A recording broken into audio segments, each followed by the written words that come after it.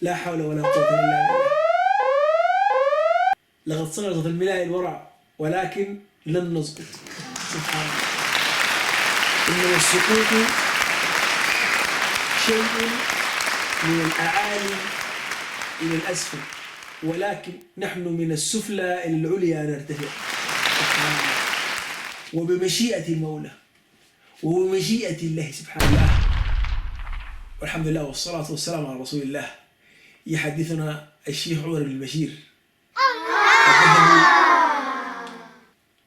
الشيخ علي بن عثمان بن طه،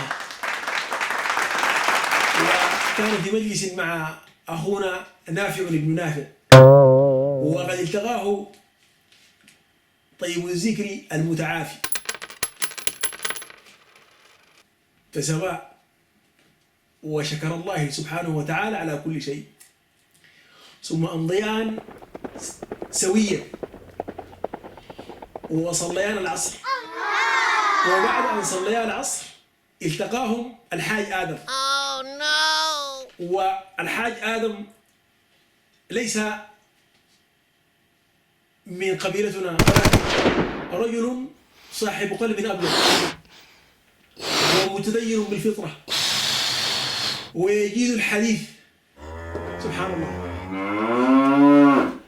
ولعل الله سبحانه وتعالى عندما نحن أمرنا أن نتولى أمر الشعب وأمر العباد جلسنا سويا، أنا وعلي بن عثمان بن طه ونافع بن نافع والمتعافي طيب الذكر والحاج آدم وعمر بن البشير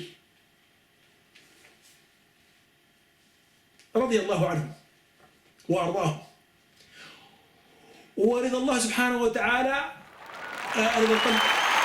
لذلك نحن في حركة الإخوان المسلمين أن عندما